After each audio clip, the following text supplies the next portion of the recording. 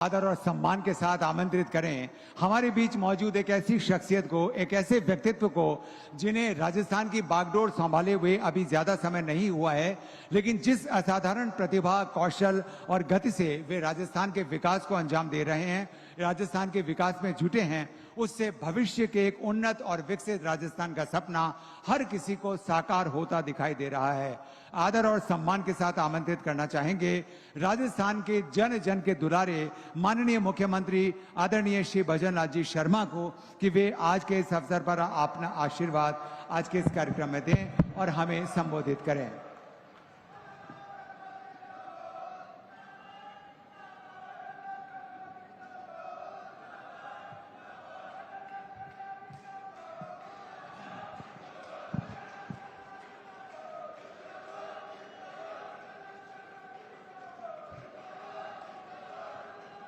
बोलिए भारत माता की, भारत माता की, भारत माता की। आज के इस 76वें वन महोत्सव के शुभारंभ समारोह के अवसर पर मंच पर विराजमान महाराज श्री त्रिवेणी धाम, सबसे पहले मैं नारायण दास जी महाराज जी को प्रणाम करता हूं। उसके बाद त्रिवेणी धाम के पूजनीय श्री खोजी द्वारा आचार्य श्री राम वृक्षपाल दास जी महाराज को नमन करता हूं। आज के इस जगत गुरु रामानंदाचार्य राजस्थान संस्कृत विश्वविद्यालय के इस ऐतिहासिक और बहुत ही पवित्र स्थान पर आज का हमारा ये 76वां राज्य वन महोत्सव का कार्यक्रम हो रहा है। इसमें मंच पर विराजमान कैबिनेट में मेरे साथी विधि मंत्री भाई जोगाराम पटेल जी, दूसरे मेरे साथी वन एवं पर्यावरण मंत्री भाई संजय शर्मा जी, जो लगातार वन एवं पर्यावरण के लिए काम कर रहे हैं, हमारी माननीय सांसद श्रीमती मंजू शर्मा जी, माननीय विधायक कैलाश वर्मा जी, मुख्य सचिव सुधांशु पंत जी, पुलिस महानिदेशक राजीव कुमार शर्मा जी, अतिरिक्त मुख्य सचिव वन एवं पर्यावरण श्री आनंद कुमार जी, प्रधान मुख्य वन संरक्षक पवन कुमार उपाध्याय जी, इस गुरुकुल के कुलगुरु प्रोफेसर डॉक्टर रामसेवक दुबे जी, जिला अध्यक्ष श्री राजेश गुर्जर जी, जिला प्रमुख रमा चोपड़ा जी और मेरे सामने बैठे सभी मेरे पूजा योग बुजुर्गों, नौजवान दोस्तों, माता और बहनों और इतनी बड़ी संख्या में आए सभी भाई और बहनों, छात्रों और छात्राओं, सबसे पहले मैं आपको हरियाली तीज की बहुत बहुत शुभकामनाएं देता हूं और 76वें वन महोत्सव के शुभारंभ के लिए आप आए, इसके लिए भी आप सभी को मैं बहुत बहुत ढेर सारी शुभकामनाएं देता हूं। आज सभी को मालूम है कि आज हरियाली तीज है और हमारी संस्कृति में हरियाली तीज का बहुत बड़ा महत्व है और उस महत्व के कारण आप देखते हैं हरियाला राजस्थान, हरियाली तीज, ये हमारा वन महोत्सव के कार्यक्रम होते हैं। और यही नहीं मेरे भाई और बहनों, देश के यशस्वी प्रधानमंत्री नरेंद्र मोदी जी के नेतृत्व में हमारी सरकार लगातार सामाजिक सरोकार के कार्य करती है। सामाजिक सरोकार के कार्य वो होते हैं जो सिर्फ जनता से जुड़े रहते हैं, हमारे पर्यावरण को भी ठीक करते हैं और हमारे आने वाले समय में हमारे आने वाली पीढ़ी को उसका लाभ मिलता है। देश के यशस्वी प्रधानमंत्री नरेंद्र मोदी जी के नेतृत्व में लगातार हम काम कर रहे हैं। चाहे हमारी बेटी बचाओ बेटी पढ़ाओ की योजना हो, चाहे स्वच्छता का अभियान हो, या पर्यावरण को लेकर के हमारा ये वन महोत्सव हो। मित्रों, मैं कहना चाहता हूं, राजस्थान को आप अच्छी तरह से जानते हैं कि राजस्थान में किसकी आवश्यकता है, और यही देखते हुए हमने पिछली साल निर्णय लिया था कि राजस्थान में हम 5 साल में 50 करोड़ वृक्ष लगाने का काम हमारी सरकार करेगी। और मैं धन्यवाद देना चाहता हूं आप सभी को कि पिछले साल में हमने 7 करोड़ पौधे लगाने का लक्ष्य लिया था, लेकिन उससे भी कहीं ज्यादा आपने वृक्ष लगाने का काम किया, और अब की बार हमने इस साल 10 करोड़ पौधा लगाने का लक्ष्य लिया है। लेकिन मुझे पता है कि आज तक लगभग हम काफी संख्या में आगे निकल गए, और आज के दिन ही लगभग 2.5 करोड़ पौधे लगाने का संकल्प है हमारा, जो आज हम शाम तक उसका पूरा करेंगे। मैं आपसे इतना कहना चाहता हूं, क्योंकि ये तीज का त्योहार, हम कहते हैं ना, तीज त्योहार बावड़ी लेडू भी गणगौर, क्योंकि जब ये तीज का त्योहार आता है तो यहां से हमारे त्योहारों का उत्सव प्रारंभ हो जाता है। लगातार तीज के त्योहार से लगातार हमारे त्योहारों का उत्सव होता है, और जब गणगौर आती है तो हमारे त्योहारों का कम हो जाते हैं। इसलिए मैं आपसे कहना चाहता हूं, ये पर्व माता पार्वती और भगवान शिव को भी समर्पित है। आप देखते हैं सावन का महीना है, भगवान शिव की हम आराधना करते हैं, हम जल चढ़ाते हैं। हमारी माता बहनें पूरे सावन के महीने में व्रत भी रखती हैं, भगवान शिव की आराधना और उपासना से जुड़ा हुआ है। और हम भोलेनाथ के जयकारों से, और हम कावड़ लेकर के आते हैं और भोलेनाथ पर चढ़ाते हैं। ये हमारी संस्कृति है, और ये हमारा उत्सव का समय होता है। और इसी समय पर ये हमारा वन महोत्सव होता है। बाबा भोलेनाथ हमारे प्रदेश पर, देश पर अपनी कृपा बरसाए हुए हैं।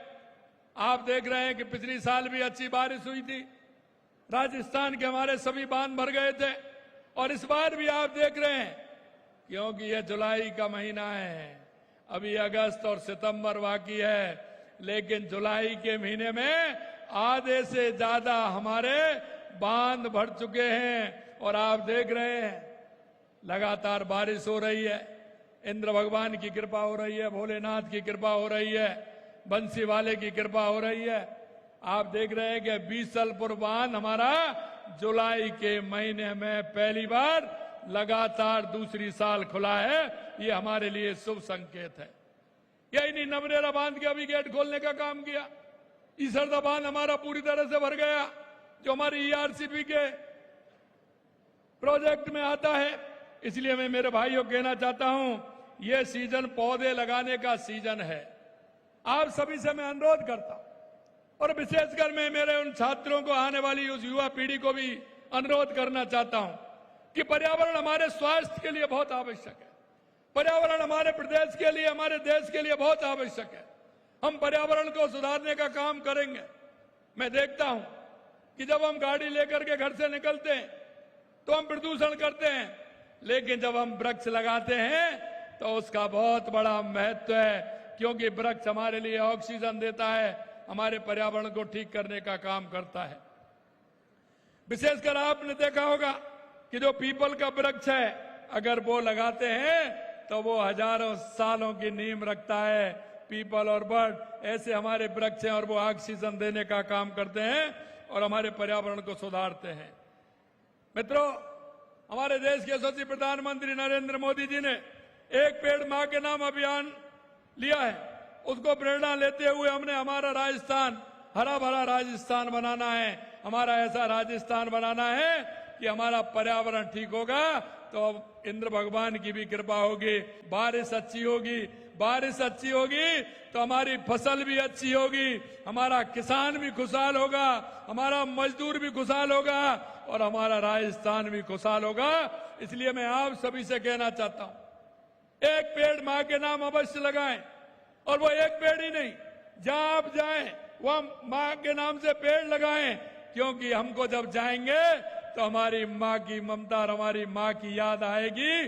और मां की उस पेड़ की छाया में जब पशु पक्षी बैठेंगे, जब जन उसका आनंद लेगा, तो आपके मन में भी यह बात आएगी कि मेरी माता के नाम से लगे हुए पौधे पर कितने पशु पक्षी कितने को उसका फायदा हो रहा है और पर्यावरण में हम सहायक हो रहे हैं।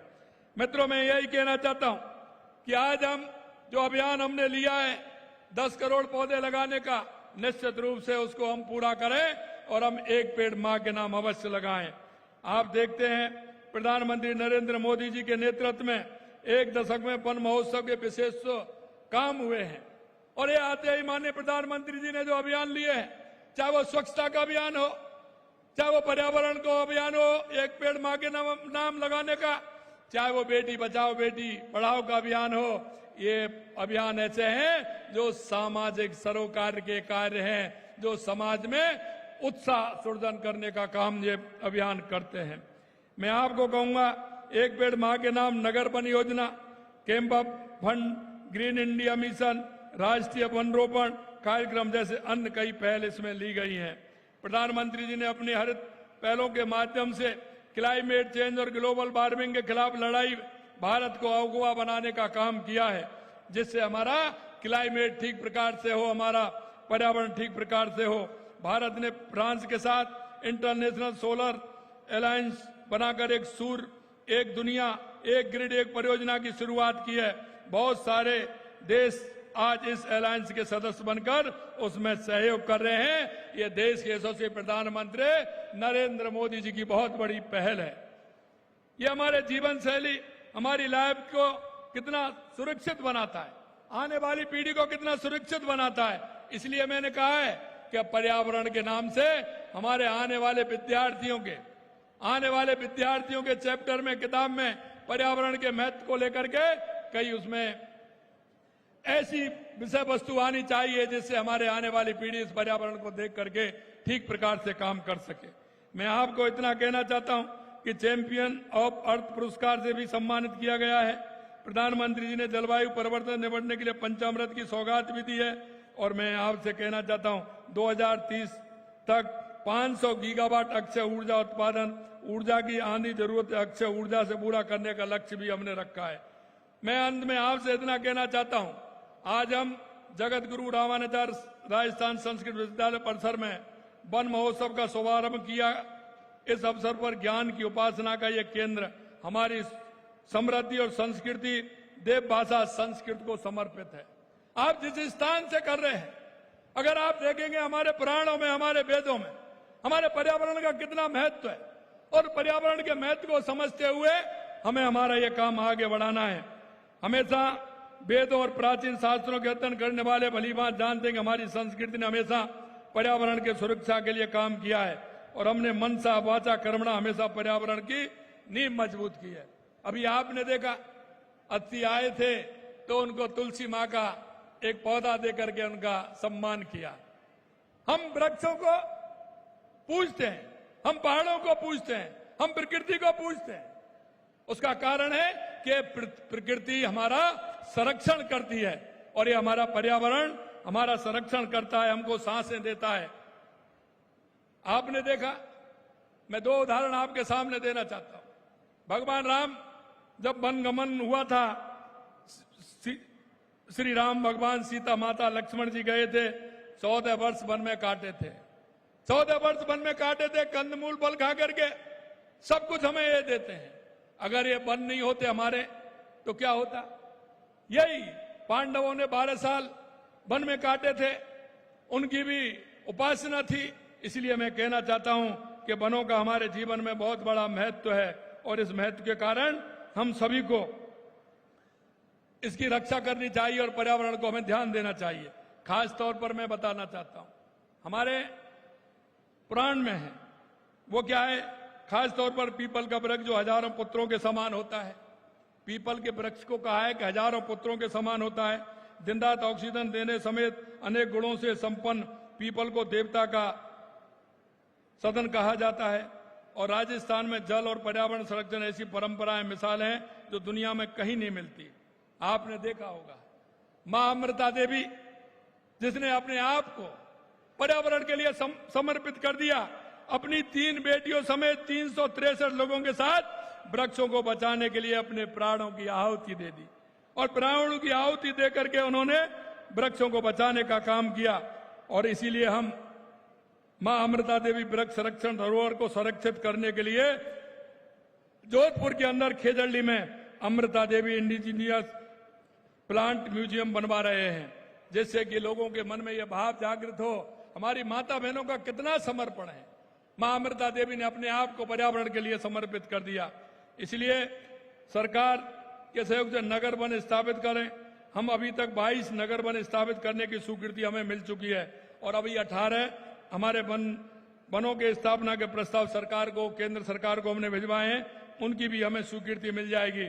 हम एक जिला एक प्रजाति, हमने ये भी कहा है कि हमारे पंचगौरव जिले के लिए हमने एक प्रजाति को प्रमुख रखा है, जिससे कि हमारे पर्यावरण को उसमें भी आगे आने का काम हम करेंगे। मैं इतना ही कहना चाहता हूं मेरे भाइयों, हम स्थानीय व्यक्ति को वन मित्र भी बना रहे हैं और वन मित्र बनाने वाले वो लोग होंगे जो वन मित्र वो होंगे जो पर्यावरण के लिए सहयोग करेंगे, उनको हम सम्मान करने का भी काम करेंगे। 250 करोड़ रुपए की हरित अरावली विकास परियोजना भी चल रही है। 19 अरावली जिलों में इस मानसून में 3700 हेक्टेयर क्षेत्र में अग्रिम मृदा कार्य करवाकर अगले वित्त वर्ष में वृक्षारोपण करेंगे। हद राजस्थान बनाने के संकल्प में पहली बार प्रदेश में ग्रीन बजट भी हमने किया है। और मैं कहना चाहता हूं, कर्म भूमि से मातृभूमि में भी हमारा काम हो रहा है, जिससे कि हमारा पानी का संचय होगा तो हमारा वृक्ष अपने आप लगेगा। मित्रों, मैं इतना ही कहना चाहता हूं, वंदे गंगा जल संरक्षण अभियान हमने लिया था। आपके माध्यम से मैं राजस्थान की सभी जन को बहुत बहुत धन्यवाद देना चाहता हूं कि उनके सहयोग से राजस्थान में वंदे गंगा जल संरक्षण अभियान चला। और आज जब हम उस पोखर की, तालाब की, सरोवर की पाल पर जब हम खड़े होते हैं और पूरा पानी जब उसमें भरा होता है तो निश्चित रूप से मन प्रसन्न होता है। और उसके पास में जो हरियाली राजस्थान के तहत वृक्ष लगाए गए हैं, वो वृक्ष भी वो धीरे धीरे वो बढ़ रहे हैं। निश्चित रूप से वो पर्यावरण के क्षेत्र में बहुत बड़ा योगदान